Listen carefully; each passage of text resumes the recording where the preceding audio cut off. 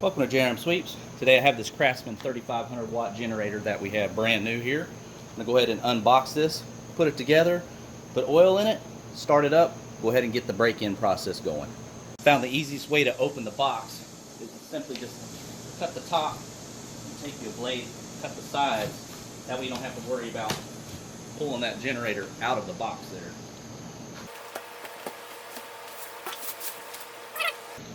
You'll get a quick start manual here. You want to hold on to this.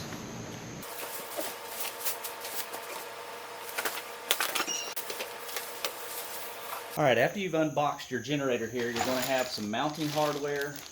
You will have some oil here. And if you look up underneath your generator, you should have wheels as well. We're going to go ahead and install those, put everything together.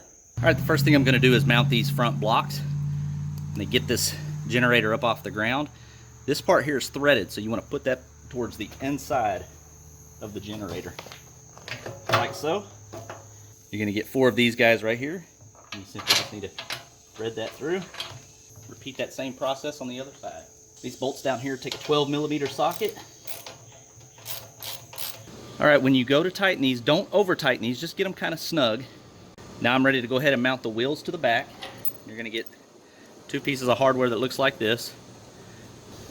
To mount the wheel, what you're going to need to do is take this collar. You're going to put that on the inside.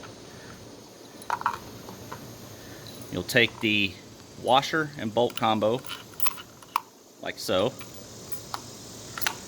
And then simply take that. We're going to put that onto the back part of the generator here, and we'll affix that with this nut right here.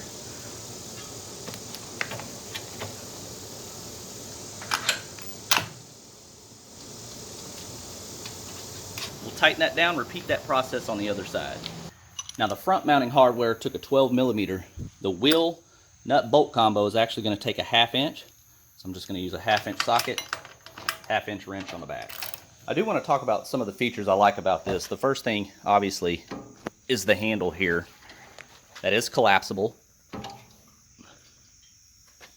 Just simply pull that back up. Not to mention it has a set of wheels on the back and these mounting pieces up front that keep the whole base off of the ground.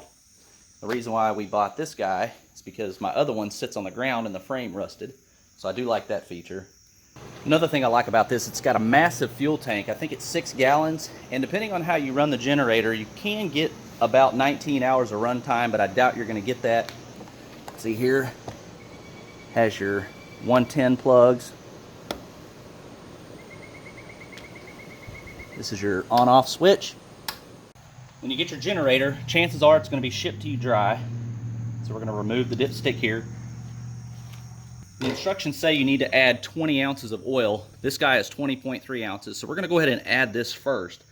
I'm actually going to run the generator for about 30 minutes or so, maybe a little bit longer, break it in, change the oil, and then I'm going to put synthetic in this. Okay, we have the oil added. Go ahead and insert the dipstick. We're ready to go ahead and put gas in this. Anytime I put gas in something, I'm going to let set up for a little bit. Make sure you add a little bit of fuel stabilizer to that. Now before you start this, what you want to do is make sure your petcock is on, which is ours is on the on position. We're going to go ahead and choke.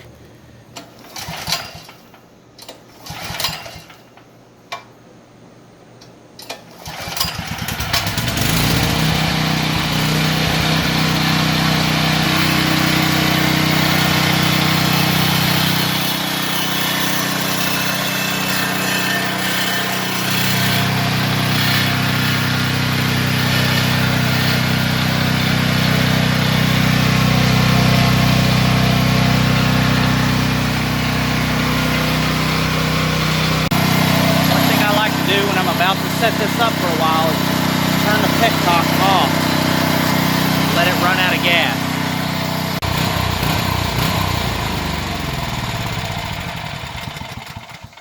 Thanks for watching.